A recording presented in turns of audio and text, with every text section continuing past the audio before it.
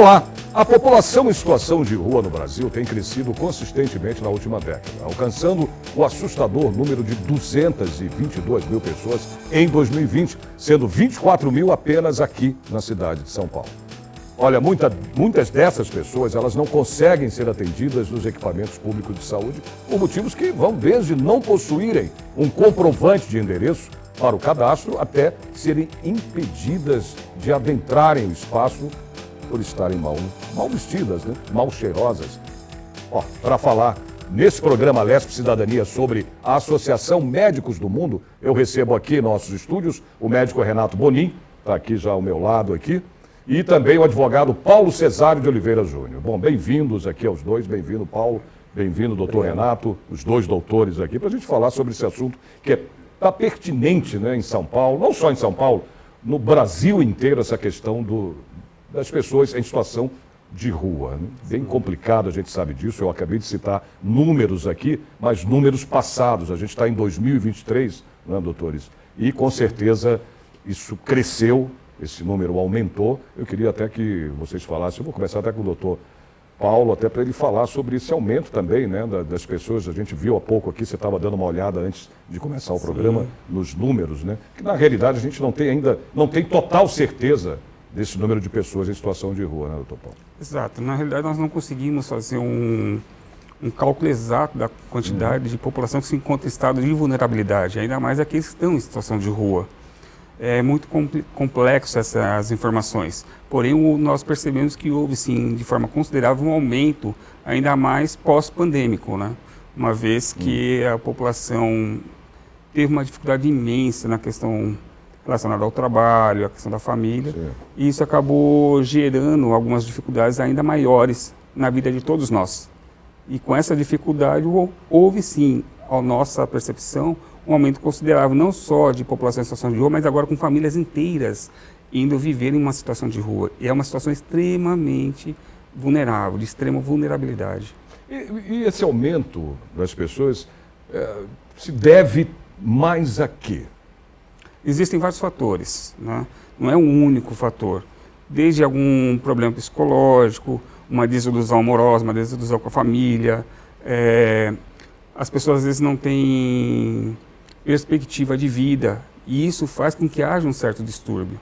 Uma das grandes dificuldades que nós enfrentamos hoje, pelo menos no nosso município nesse momento, é a questão da saúde mental. Isso é fundamental para todo ser humano.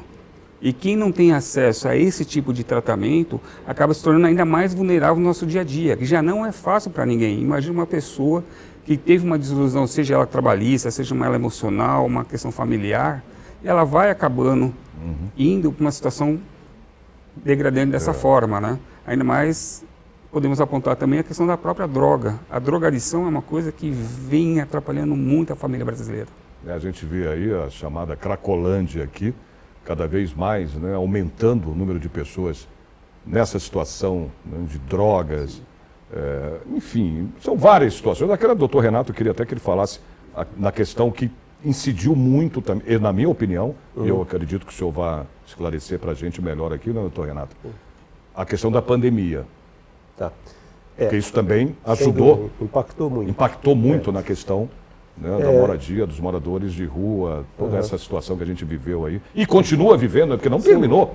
A pandemia, ela não foi erradicada. Não. Amenizou, né? Amenizou, mas não foi erradicada, está aí, a gente está vendo que está em crescente, né? Quer dizer, estão surgindo mais casos aí da doença Covid, mas não é o nosso foco aqui. Só para ilustrar um pouco melhor, você estava falando de aumento de número de pessoas em situação de rua. Tem um dado que de 2012 até 2022, são 10 anos, a população em situação de rua no Brasil aumentou em 211%. 211%. Né? Então tem esses fatores que o Dr. Paulo falou, né? O lance, no que diz respeito à parte socioeconômica também, tem um impacto muito grande. Muita gente perdeu emprego. Eu ia até comentar isso com o doutor Paulo. Falei, cara, não foi só isso também, a questão econômica, como o senhor acabou de citar agora, com certeza isso contribuiu demais. Né? Então, pessoas que perderam a condição de ter a sua moradia, perderam o seu emprego, né? E acaba que nem o Paulo falou, junta isso, mas de repente aquela pessoa que psicologicamente não está muito bem estruturada, né, acaba fazendo o quê? Vai para a droga, vai para o álcool, né, a gente vê muito isso, e aí afunda, né, e o ponto final dessa história é ficar nessa situação. E assim, é crescente isso, é crescente e é preocupante, porque eu falo assim, hoje a gente já está na segunda geração de pessoas em situação de rua. Você não tem só o adulto, você tem famílias em situação de rua, você tem adolescentes em situação de rua. E muitas vezes são adolescentes que não estão ali acompanhados de um adulto, adolescentes que estão ali perdidos nessa situação. Né? Então, é lógico que para reverter isso, o trabalho que a gente faz, que a gente vai daqui a pouco entrar um pouco mais em detalhe, é uma coisa que simplesmente ameniza sofrimento. Né? Mas a gente sabe que a gente não vai resolver o problema. A solução do problema depende de políticas públicas, né? De muita vontade política em cima disso. Não é um problema fácil de ser resolvido, a gente sabe, né? Mas, quem sabe, né? A esperança sempre existe, né? Sempre existe. A criação de leis, principalmente, né, doutor Paulo? Sim. E só para complementar, uma coisa que você citou é o quanto essa população é segregada. Você falou, de repente, não tem acesso a um serviço médico, né, pelo próprio aspecto da pessoa. Como eu citei na abertura do programa, mal vestidas, você não é recebido por isso, por essa situação. Mas, gente, se você está já nessa situação de rua, Sim. como é que você estaria bem vestido? Então, você não precisaria nem procurar né, uma ajuda que seja médica na rua, nem você teria condições para isso. Então, fica complicado também, é desumano. Né? Fica muito difícil. Continuando, você estava... Não, então, exatamente isso que eu estava colocando, né? E assim, aí a gente faz parte de um projeto, que é o Médicos do Mundo Brasil. Eu queria que você falasse da associação, né? Na verdade, não é uma associação. Não é uma associação? Não é uma associação. Eu acho que seria importante a gente falar como começa todo esse trabalho, né? Eu acho que tem uma pessoa, tem um colega médico que tem que ser dito o nome dele aqui, em toda situação que a gente estiver falando de Médicos do Mundo Brasil, o nome dele tem que ser dito, que é o Dr. Mário Guimarães. Mário Guimarães é um colega neurologista, né? Um indivíduo jovem, que deve estar na faixa dos seus 45 anos de idade. Em 2015, ele descia na estação São Bento do metrô, ia para o local de trabalho dele, naquela região, e aí ele começou a ver essas pessoas nessa situação, jogadas na calçada, precisando de um amparo, de um atendimento médico, e ele sozinho, voluntariamente, começou a dar atendimento a essas pessoas. Aí, ele era professor de medicina, professor de uma faculdade de medicina, alguns alunos dele começaram a participar desse trabalho, alguns acadêmicos. E aí esse trabalho dele, né, ele começa sozinho, com uma mochila nas costas, cresce com a presença dos acadêmicos. Aí a pastoral da rua também começa a fazer parte dessas ações. E em 2017, 2 anos depois, então, se institui o nome Médicos do Mundo Brasil. Começa aqui em São Paulo. Hoje está em mais de 30 cidades do Brasil, capitais como Rio de Janeiro, Salvador, Belo Horizonte, cidades como Ribeirão Preto, como Santos e Caxias do Sul, uma série delas, né? Então está em vários estados. Então esse projeto começa dessa forma, né?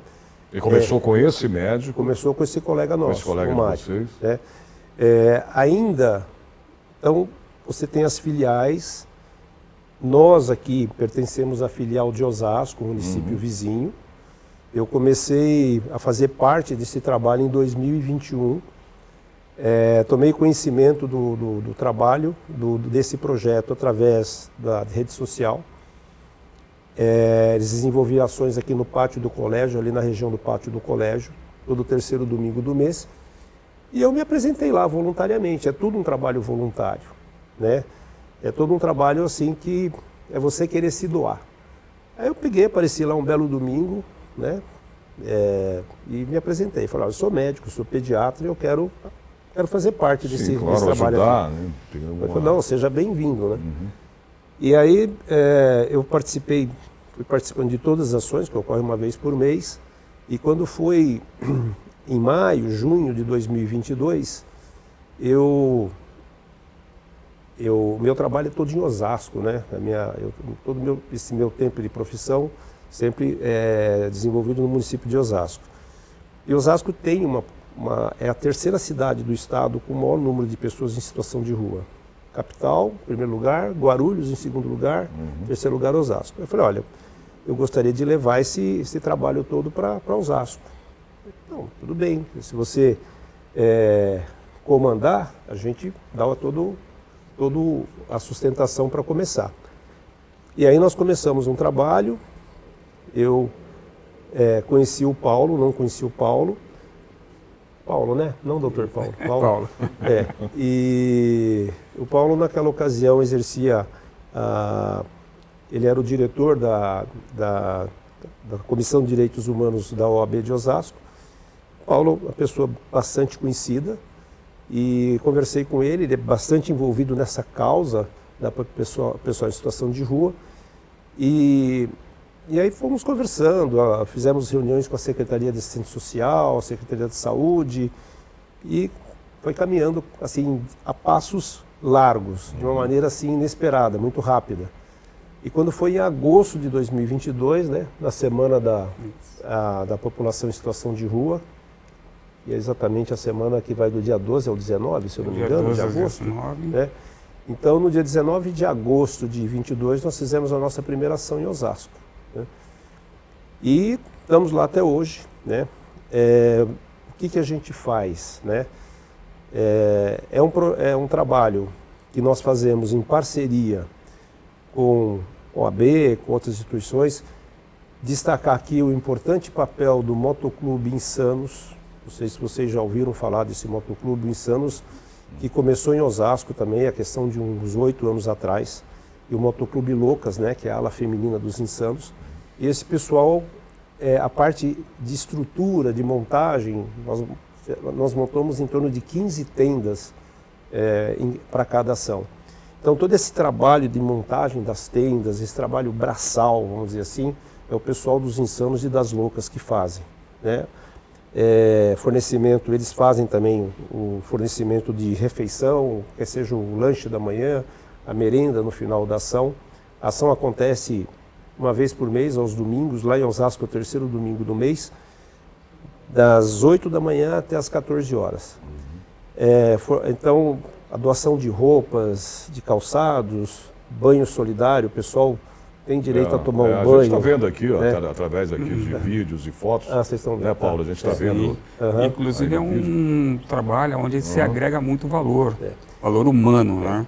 Tendo em vista que nós temos vários parceiros. Então ali nós temos o Banho Fraterno, que é uma instituição espírita que colabora. Nós temos o Motoclube Insanos e Loucas, que nos ajudam na questão da infraestrutura. Nós temos Corte de Cabelo, que é uma escola de cabeleireiro, tem em Osasco. Nós temos outros parceiros que nos ajudam, a Faculdade de Anhanguera, a Uninove, o Compod, o Conselho Municipal de Combate às Drogas. Ou seja, existem vários parceiros. E o mais importante para nós, inclusive a própria administração pública, nos ajuda, né, através da assistência social. E a pastoral você tem ali com o padre Júlio Lancelotti? O Júlio Lancelotti ainda não, nós estamos conversando com ele, porque eu também hoje estou... na pastoral, né? Sim, mas com a pastoral de Osasco, sim, nós tivemos de Osasco, não aqui não em São Paulo. E lá em Osasco nós tivemos a felicidade de encontrar grandes parceiros. E é lógico, não posso deixar de citar aqui e agradecer a todos aqueles que são voluntários.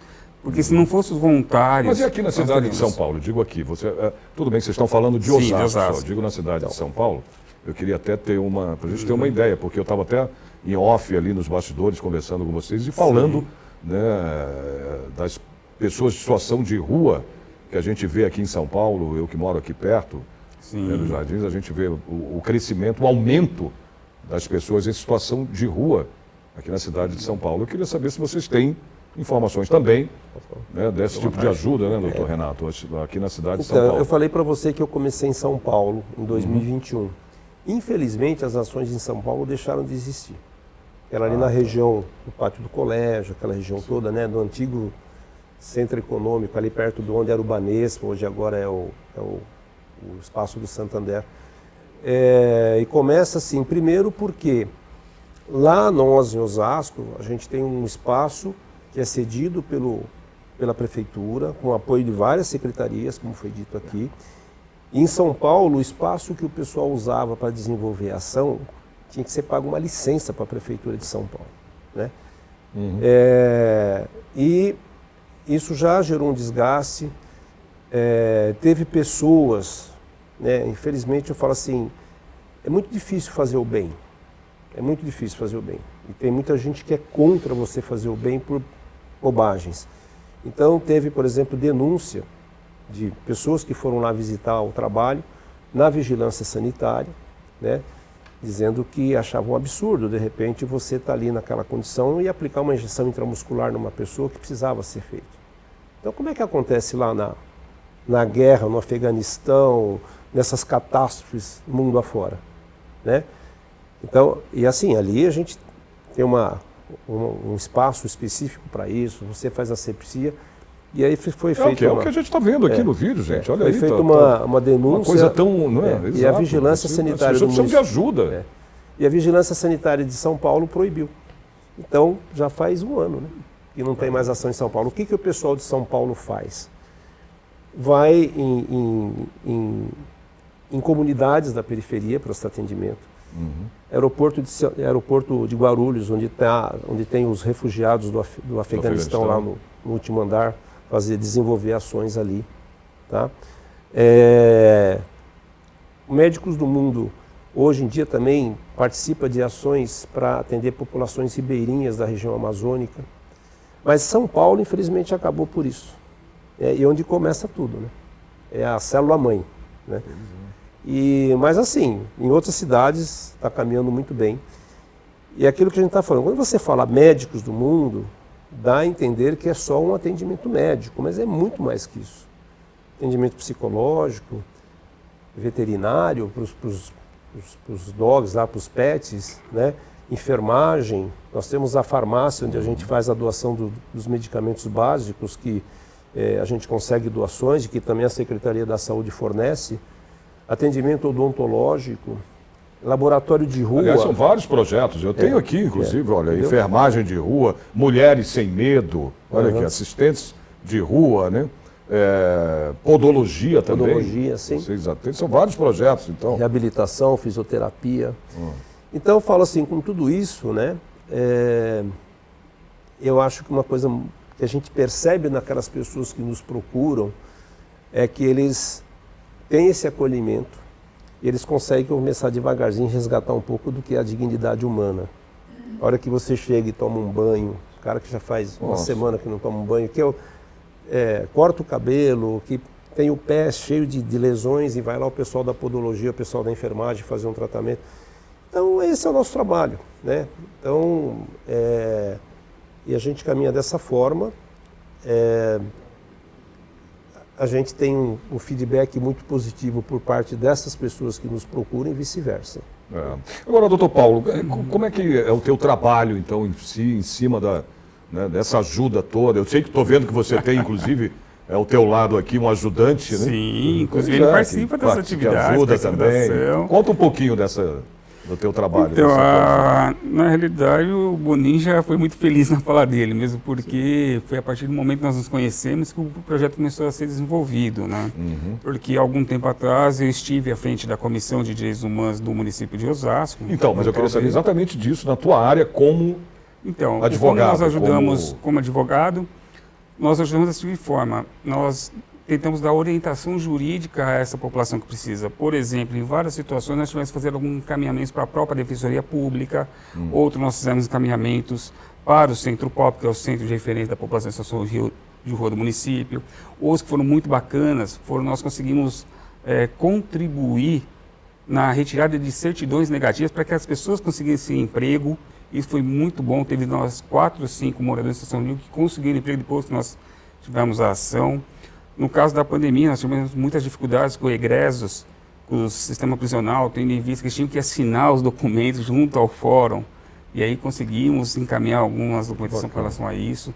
Nós participamos aqui em São Paulo, foi a segunda edição agora esse ano, acho que faz cerca de 30, 60 dias, não me recordo, do Poder Judiciário, onde tem vários serviços do Poder Judiciário, do INSS, do Tribunal Regional Eleitoral, do CNJ, da Justiça Federal, da Defensoria Pública, e nós conseguimos, através de um pedido que nós fizemos lá atrás, no ano passado, nós conseguimos levar esse projeto também para Osasco. E a primeira ação fora da região metropolitana foi Osasco, né? Então, na parte jurídica, o que nós podemos fazer é isso, né?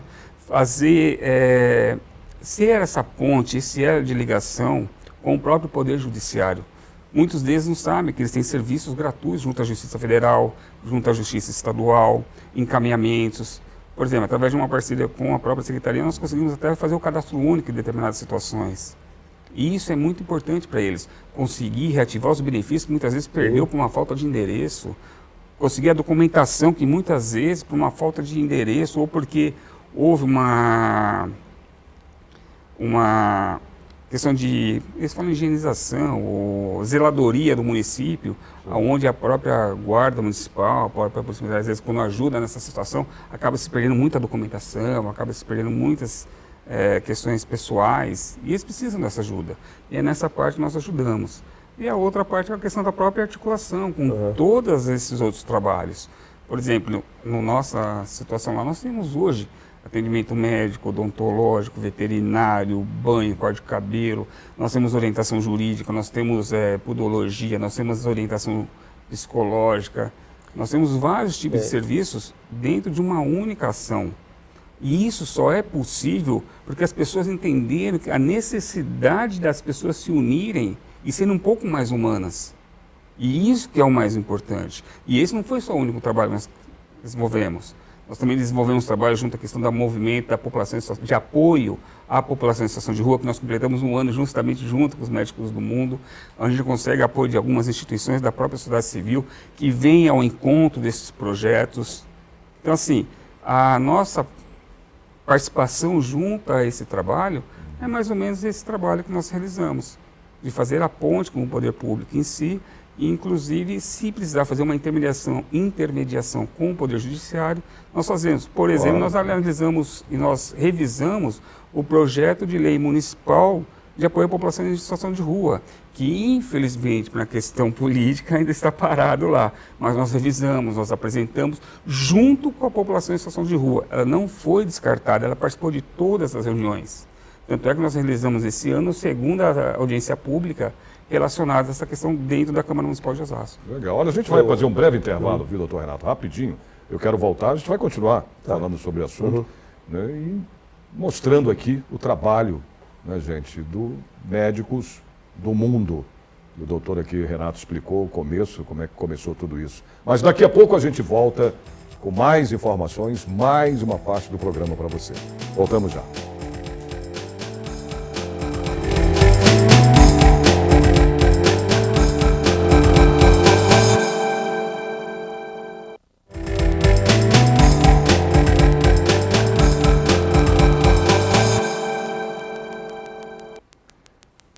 Estamos de volta com a Lespe Cidadania, falando aqui sobre, né, essa bondade, vamos dizer assim, né?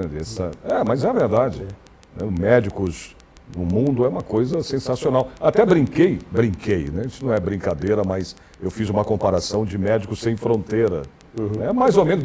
Aí o doutor Renato falou assim: não, Sérgio, peraí, vamos ver devido às proporções. Claro, não tenha dúvidas, né? Mas é um título assim que vale uma comparação, né, doutor? Exatamente. Eu falei assim, guardadas as devidas proporções, né? Pois é, exatamente. O intuito é o mesmo, né? Então, Médicos Sem Fronteiras é uma coisa gigantesca, né, a nível mundial. Sem dúvida. Né? Mas você estava falando até da parte jurídica, da importância que o doutor Paulo estava falando agora, você ia complementar. Então, o que eu queria falar é exatamente isso que o Paulo colocou. O Paulo, digamos assim, desenvolve toda essa parte jurídica com toda a equipe lá. Eu considero esse trabalho da parte jurídica tão ou mais importante do que o próprio, no que diz respeito ao atendimento médico e tudo mais que a gente falou aqui. Porque acho que é a partir daí, Paulo, que nem você sabe muito bem, é que vem a esperança de você reintegrar essas pessoas à sociedade. Resgatar uma coisa que é o tema do programa, cidadania, né? Então, esse trabalho é fundamental. E já falei com o Paulo, a gente conversa bastante. Eu acho que quanto puder incrementar isso, nós tivemos, foi o ano passado, esse ano, né? Esse trabalho do Conselho Nacional de Justiça em Osasco, né? Que foi coordenado por 3 juízas federais, né? Isso. E que se conseguiu muita coisa, né? Pessoas vivendo nessa situação com direito à pensão, com direito à aposentadoria, e que não sabia, né? Pelas razões que o Paulo colocou, acabaram se perdendo. Então, esse trabalho da área jurídica, ele é importantíssimo, e a gente tem que incrementar isso cada vez mais, né? Então, o Paulo, eu sei que ele está em entendimento com essas juízas federais, para a gente tentar, quem sabe, trazer um pouquinho desse trabalho delas para cada uma das ações que a gente faz uma vez por mês lá no município, né? Que isso daí é o que vai, de repente, começar a tirar algumas pessoas dessa situação, né? E não só a gente ficar, né, o atendimento médico é importante, sem dúvida, tudo mais. Eu falei, a gente alivia a dor, a gente alivia o sofrimento, mas tem coisa mais importante além disso.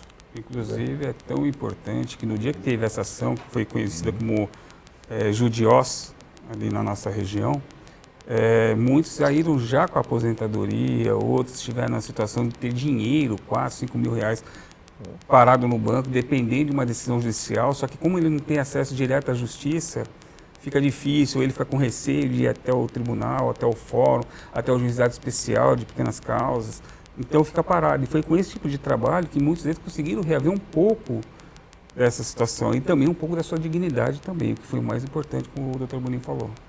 Quer dizer, o medo, né, de ser, né, doutor Paulo, enxotado, colocado para fora por você estar, né, como eu disse no começo do programa, mal vestido, mal, como chama, maltrapilho, gente, e tendo os direitos que vocês acabaram de me dizer aqui, que eu também, como leigo, também nem sabia, né, dessa situação, que eles teriam direito, como o senhor citou agora, até a aposentadoria, né, até uma pensão. Pensão. Não é isso? E alguns deles tiveram processos parados, que foram arquivados, depois houve desarquivamento. A Justiça Federal, a Justiça Estadual deram continuidade, né, a esse trabalho. Então é um trabalho fundamental, sim. Só precisa ser um pouco mais ampliado. Tem que ser uma coisa mais frequente, não uma ação esporádica, né? Por isso que vem com esse trabalho nosso, através do Médicos do Mundo, de fazer uma ação mensalmente. Depois, quem sabe, futuramente, havendo uma parceria muito maior com outros parceiros, outros voluntários, nós possamos ampliar esse trabalho também para outras regiões também. E não ficar localizado numa única área central. Pois é, você estava falando que o trabalho de vocês é da região de Osasco. Osasco. Né? O doutor Renato citou aqui, disse aqui, conversando sobre a questão da cidade aqui em São Paulo, que essa ajuda não se tem mais, né? Porque eu me lembro que até um tempo atrás eu vi ali naquela região do centro da cidade aqui, as pessoas com ajudas até em termos de banho, de tudo. Eu não vi mais, há muito tempo que eu não vejo essa ação e eu estou confirmando contigo aqui, doutor Renato, que essas ações foram por água abaixo, não existem mais aqui na cidade de São Paulo, né, de ajuda às pessoas em situação de rua. Quer dizer, isso precisa realmente ser revisto. Agora eu queria saber de vocês o que é preciso. Você falou em políticas públicas, né, o doutor Renato disse isso, né, Paulo? E eu queria saber em termos de leis também, né, o que poderia ser criado aí, em termos de leis para que essas pessoas tenham ajuda do poder público. Então, um dos pontos fundamentais é criar políticas públicas de qualidade. E segundo, abrir verdadeiramente um diálogo entre todas as instituições, não só públicas, mas também com as instituições privadas, aquelas que fazem um trabalho na ponta. Exato. Se não houver um diálogo permanente, uma mesa permanente de diálogo, não estou falando de discussão, sim diálogo, para as pessoas abrirem a mente e verificar a importância que é o trabalho conjunto de todas essas instituições, fica difícil. Hoje, por exemplo, nós temos certas dificuldades criadas dentro do município de São Paulo, em virtude da questão das ações nas áreas onde você citou, aonde quando existe uma uma abordagem, ela acaba interrompendo até o trabalho que são feitos lá dentro. Trabalho de alimentação, trabalho de assistência. Então tem que ser tomado cuidado, que essas pessoas que lá estão, por mais que alguns não queiram enxergar, são seres humanos. São pessoas que precisam de acolhimento. Nenhum ser humano é igual a outro.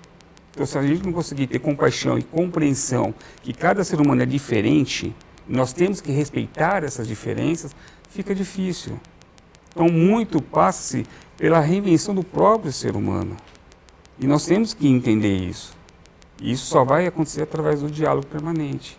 Algo que, infelizmente, não acontece com frequência, pelo menos aqui na área central. As pessoas têm que compreender essa parte, entendeu? Que lá estão pessoas que precisam ser acolhidas. Muitas vezes se fala da questão da drogadição, se fala da questão das drogas, mas não é caso de polícia. Na maioria das vezes é usuário, é caso de assistência social, é caso de saúde. Tem que saber diferenciar. Existem pessoas com pensamentos ruins, pessoas que realmente fazem coisas erradas? Existem, mas não podemos colocar todo mundo no mesmo saco. Não podemos colocar todo mundo no mesmo balaio. Nós temos que ter essa atenção. E isso talvez seja para mim o mais importante, conseguir compreender e enxergar que aquela pessoa que lá está é um ser humano assim como eu. E aí sim, se pudermos ajudar. Se não pudermos ajudar, pelo menos não atrapalhe. Eu acho que esse é um dos pontos que nós temos que fazer. Doutor Renato. Tá. Então, eu acho que é importante assim, né? Se a gente for ver, dentro dessa população, existem várias pessoas capacitadas. Você vai encontrar eletricista, pintor, padeiro, isso a gente vê. E essas pessoas podem, se for feito um trabalho sério, ser reintegradas à sociedade. Eu vou falar uma experiência que eu tive, o Paulo sabe disso. Por 1 ano e 3 meses, eu fiquei como vereador no município de Osasco, como vereador suplente de uma vereadora nossa lá, Ana Paula Rossi. E já naquela ocasião, isso foi em 2017, eu me preocupava bastante com isso. Me chamava muito a atenção o problema, que nem você fala, né, que você anda pelas ruas de São Paulo, me chamava muito a atenção você ver as pessoas nessas situações. Eu tenho a minha clínica numa praça e ali tinha uma concentração considerável de pessoas assim. Eu cheguei várias vezes e conversar com algum deles. Tinha um que era um ex-professor da USP, Faculdade de Letras da USP. E que por razões, que nem o Paulo falou, desilusão amorosa, etc, acaba se entregando, né? Então, eu quando exerci tive essa experiência de estar lá com o vereador, eu, em conjunto com outro colega vereador, nós apresentamos um projeto para a Prefeitura de Osasco, chamado Empresa Cidadã. No que consiste esse processo, esse projeto? As empresas terceirizadas pelo município, né? Então eu vou falar aqui porque acho que é uma coisa que pode estar acontecendo. Então, a empresa para fazer a coleta do lixo, a empresa que vai fazer zeladorias da cidade, serviços desse tipo, que essas empresas tinham que ter um compromisso com o poder público municipal, a quem eles prestam serviço, de 10% dos funcionários, dos colaboradores dessa empresa que estariam vindo dessas pessoas em situação de rua. É lógico que essas pessoas têm que ser selecionadas, né? Ele tem que ter alguma coisa a oferecer. Eu lembro, por exemplo, de um rapaz que eu conheci, que ele era um ex-funcionário da NET. Então, tudo que diz respeito à antena, cabeamento, não sei o que, ele sabia fazer. E ele, numa reunião que nós tivemos com a Secretaria de Assistência Social, ele veio pedir ajuda para mim. Irmão, arruma um trabalho para mim. E aí a gente começou a conversar, falei, não, por que você está nessa situação? E sempre a história é muito repetitiva. Ele já vivendo no mundo das drogas, aquela coisa toda. E o cara falou, eu quero sair desse mundo. Até porque, doutor Renato, desculpa eu te cortar, mas é complicado também a gente ver um lado, porque se a pessoa, ela precisa querer. Sim, sem dúvida. Ela precisa querer, né? Primeiro, sair disso. E tem muitos que querem. Das drogas. Porque se fala em internação compulsória, eu acho isso também entendeu? Um absurdo, mas, enfim, né, se obrigar a pessoa, não tem como. A droga, a coisa é química, eu não sou mais do que o senhor, como ninguém sabe muito bem disso, como médico. Né? Então a dependência é horrível. Né? Mesmo do fumante de cigarro, tudo, eu fui fumante também, eu sei como é que é. Graças a Deus me livrei disso. Mas é a dependência química que faz isso. Não tem para onde correr. Então, se você não quiser também ser ajudado e querer sair dessa situação, não adianta. Então eu falo assim, uma situação como essa é uma política pública que pode dar resultado. Que eu acho que tem que ser mais divulgada, tem que ser ampliada, né? Então a gente viu que recentemente veio lá de Brasília alguma coisa para começar a se preocupar com o pessoal em situação de rua. Mas acaba sendo também essa política assistencialista, né? Então eles têm, tudo bem, ótimo, perfeito, mas eles têm que ter um espaço público para poder tomar banho, para poder guardar os seus utensílios, que seja o cobertor, que seja a panela, o que for, né? Mas é aquela coisa, Paulo, isso também não resolve o problema, né? Então a gente tem que ter coisa, fala assim, pô, esse cara tem uma capacidade de ser útil para a sociedade e para ele mesmo. Então precisa ter algum instrumento, né, que possa fazer com que isso aconteça. E aí a iniciativa privada, como você falou, pode ter uma parceria muito grande nisso. Então, e para as pessoas poderem se recuperar e dar continuidade, não passa apenas projetos, tem que ter um acompanhamento da questão da saúde mental. Tem que ter um acompanhamento, porque a pessoa que se encontra numa situação dessa, ela está um pouco debilitada e ela precisa de uma ajuda. E muitas vezes essa ajuda demora muito tempo. Quanto tempo se demora para fazer um atendimento na questão psicológica do município, seja qual município for? Quanto tempo se demora para você ter um retorno desse profissional? Não adianta você levar para uma clínica e não dar uma continuidade lá na frente, porque quando recai, a recaída ainda é muito pior do que aquela situação da qual ele se encontrou inicialmente. Então, se você não der um trabalho de continuidade, fica muito difícil. A gente está voltando a mostrar aí imagens, aí eu queria até mostrar a foto aqui do seu ajudante, sim. Né, que te ajuda nesse trabalho, olha lá, que você desenvolve, olha lá ele lá.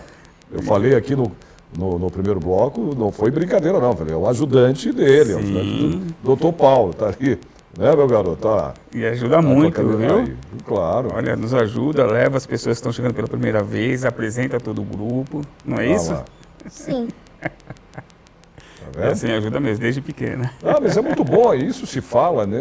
Eu sempre ouvi falar desde pequeno, que eu era criança, só dos pequenos que se fazem os grandes. Isso é uma verdade. Tá aí, ó, já como voluntário, como ajudante teu, já fazendo esse trabalho que é importantíssimo. E você vai ver daqui a um tempo o valor que ele vai dar, né, tudo isso. Verdade. Salvo engano, não sei se foi a mulher que falou que ninguém nasce preconceituoso, né? Preconceito você adquire ao longo da sua vida, das suas experiências. Exatamente. E é essa a questão que a gente acredita. Então eu espero que ele não só siga esse caminho, mas que vai muito além do que eu já consegui ir. Bem, doutor Renato, mas eu queria que você falasse um pouquinho mais desse trabalho dos médicos aí no mundo, cara. É uma coisa... Agora, mas fora, você estava falando, você tem quantos lugares hoje? Quantas... Então, a nível aqui no Brasil... Porque são voluntários, né? É tudo voluntariado. Tudo. Todas as áreas é tudo voluntariado. Né? Agora, mas para se manter, eu digo assim, por exemplo, o atendimento, as pessoas precisam de remédios, né? A gente tem, assim, por exemplo, medicamentos. Né? A gente tem muitas doações. Lá no município, a gente tem uma parceria muito grande da Secretaria de Saúde do município.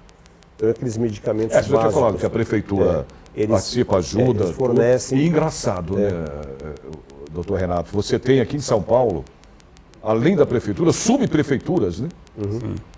Não é isso? Sim. Que poderiam também estar... Então, tem essas doações, tem as secretarias que ajudam. Por exemplo, nós tivemos uma ajuda muito grande no município, da classe empresarial do município. Porque essas tendas que vocês veem aí, que aparecem nos vídeos que vocês estão mostrando, quando nós começamos, era tudo emprestado de São Paulo. Né? Então a gente pegava, levava, montava, desmontava, levava, e devagarzinho, em questão de 6 meses, né? Nós, né, sai como é que fala, com a panelinha na mão, né, e vamos pedir. Né? Então nós conseguimos doações de tendas, de cadeiras, de mesas, tudo para montar essa estrutura que vocês estão vendo. Né? Algumas coisas, por exemplo, o laboratório de rua, que faz testes rápidos para hepatite B, hepatite C, sífilis, Covid, HIV, influenza, eles precisam dos kits. Né? Então, esses kits, quando tem a necessidade, a gente compra, né? Então o pessoal manda, olha, estamos precisando disso, e a gente também recorre à classe empresarial para poder bancar. Queria saber disso, a iniciativa então, privada. A gente faz a compra, apresenta a nota fiscal. Também, quer dizer, compram. Apresenta a nota fiscal, tanto, e o pessoal acaba ajudando bastante. Então a gente está caminhando dessa forma, né?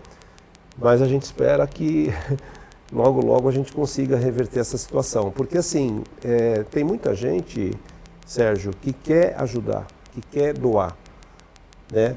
E não só dessa forma de você ir pedir ajuda. Né? A gente tem, por exemplo, até emendas parlamentares que podem vir, só que a gente ainda não está devidamente instituído como uma organização para poder estar chegando nesse nível. Né? E a hora que a gente chegar nesse ponto, a gente consegue, com certeza vai estar conseguindo prestar um serviço muito melhor e a gente vai crescer muito mais. Osasco é a filial que está mais adiantada nesse processo, né? E de repente a situação pode se inverter, né? A gente começar a ajudar os outros parceiros que estão aí, as ações que acontecem em outros lugares do Brasil. Né? Então hoje está em várias cidades, que eu te falei, né? Capitais, né? E a última que entrou, até onde eu sei, foi Osasco, que foi em 2022. Né? Depois não teve mais nenhuma outra cidade que acolheu o projeto. E esse projeto vem desde quando? Desde 2015, lembra que eu falei? Efetivamente 2017. 2017. 2017. Então são 6 anos. É novo, né? Novo, exatamente. Né? Fala, Paulo. E uma coisa assim, fazer um chamado aqui que a gente sempre fala, né? A gente tem muitas dificuldades, né? E uma das dificuldades maiores que a gente tem hoje é de médicos voluntários. Né? Então, a gente precisa de médicos voluntários, quer seja em Osasco, quer seja em Santos, Ribeirão Preto, onde que for, né? Porque como é que o atendimento médico, eu vou falar, né? O atendimento médico ele funciona da seguinte forma: tem a participação maravilhosa dos acadêmicos de medicina. Isso é uma coisa importante dentro da humanização desse profissional, futuro profissional médico. Então eles já vão tendo imbuídos dentro dele esse espírito humanitário. E isso é importante na medicina, e com o passar do tempo a medicina perdeu muito disso. Né? Eu me formei em 79 e a gente vê, né, não é desmerecer os profissionais atuais são muito técnicos, mas a parte humanística ela ficou um pouco de lado, né, dentro da medicina. Tá? Então, com esses acadêmicos, né, a gente consegue já ir colocando isso na cabeça deles. Então, os acadêmicos fazem o primeiro atendimento daquela pessoa que nos procura. São acadêmicos desde o primeiro semestre até o último semestre de medicina. Em grupo de 3, eles fazem o acolhimento, identificação da pessoa, a queixa que ele tem, por que ele está ali, o que ele precisa, qual é a dor que ele sente.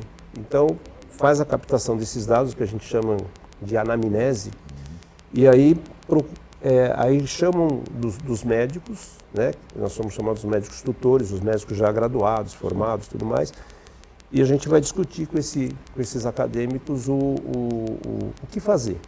O que a gente pode fazer, como é que a gente pode ajudar, a gente discute qual é a possibilidade diagnóstica, o que ele tem. Então, isso funciona como um aprendizado muito legal para esse pessoal que está começando. A tua formação é pediatria? Pediatria e área de alergia, alergologia. Né? Então, acadêmicos, né, tem muita gente. às vezes fica faltando até espaço para os acadêmicos. Agora, o profissional médico é uma dificuldade, né? A gente, às vezes, lá passa por momentos de um gargalo bem estreito, né? Então, assim, aproveitar, né? E falar assim, pessoal, se doar um pouquinho mais nesse sentido, né? Ah, como é que eu faço? Né? Quer dizer, a gente está lá em Osasco todo terceiro domingo do mês, das 8 até as 13, 14 horas, no espaço chamado Praça Laurindo de Camargo, que fica atrás da estação da CPTM de Osasco, né? Que é uma região onde o pessoal se concentra bastante, né? Então, que nem eu fiz, né? Eu fiz lá em 2021, que eu te falei, né? Eu saí de casa, peguei o meu esteto, peguei minha caneta e cheguei lá e falei, estou aqui para ajudar, né? Como é que eu faço? Ah, tudo bem. Não, é se voluntariar mesmo, sabe? É a questão mesmo de Exatamente. você dar de você um pouco, né, de humanidade, cara, né? A gente sabe, é difícil, o trabalho do médico não é fácil, gente, não é... Eu falo que eu, se não fosse jornalista, eu jamais conseguiria, né, ser médico, eu não consigo nem... Cara, eu respeito muito isso, porque é uma responsabilidade muito grande. Tudo bem, você tem um trabalho, né, também estafante, a gente sabe disso, você como médico sabe muito bem disso, né, doutor Renato? Mas, cara, se doe também, né? Seja, é o que você falou do lado humano. É o que a gente fala, né? Hoje é muita tecnologia, a coisa é muito técnica, é muito também... Né? Se perdeu um pouco isso, essa parte humanitária, como disse o doutor Renato. É o que eu falo assim, é uma manhã por mês, né? Embora seja um domingo, mas é um domingo que dá para você aproveitar, né? Porque você tem o seu compromisso ali até uma 2 horas da tarde, você tem a tarde para você curtir com a sua família, ir para algum lazer, então dá para aproveitar. Legal. A gente está chegando quase ao final do programa. Fala, doutor Paulo. Não, só para a gente ter também esse convite para outras áreas, né? Porque a Ação Médicos do Mundo, apesar de ter iniciado a questão do médico, ela tomou uma amplitude muito grande. Hoje nós temos profissionais de outras áreas, inclusive cabeleireiros, podólogas, advogados, veterinários, psicólogos. Então vamos ampliar esse convite, sim, né? Essa convocação. Essa convocação, mas quando nós também precisamos de voluntários, precisamos de doação. Hoje nós temos o CNPJ da Nacional, que é a qual nós utilizamos, então nós temos lá, estamos organizados. Pode procurar para tentar nos ajudar nessa parte. É que o Osasco vai ter um diferencial que muito em breve nós teremos a primeira filial legalmente regularizada. Né? Porque por enquanto nós somos um braço da Nacional. Eu acho que é interessante a gente deixar aqui para o pessoal que vai ter acesso a assistir esse programa, o nosso Instagram, né? Sim. Ok. Então você tem o médicosdomundo.brasil, né? Que é a estrutura maior, e a nossa filial aqui em Osasco é médicosdomundo.osasco. Você está lá em Santos, é Médicos do Mundo.Santos. Você está em Ribeirão Preto, é Médicos do Mundo.Ribeirão Preto. Né?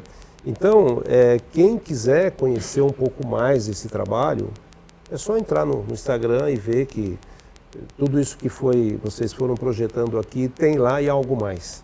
Né? Para ter ideia, né, do trabalho que a gente faz, e mesmo que você não seja lá um voluntário, se você quiser ir conhecer, as portas estão abertas. Né? Olha, gente, parabéns, sinceramente, pelo trabalho de vocês, o trabalho do Dr. Paulo e do Dr. Renato. Né? Tudo bem, cada um na sua área, você como advogado e você como médico, né? Um trabalho brilhante. E a ajuda também aqui do seu, né, ajudante. Com certeza. Também, olha aí, também do lado aqui do pai.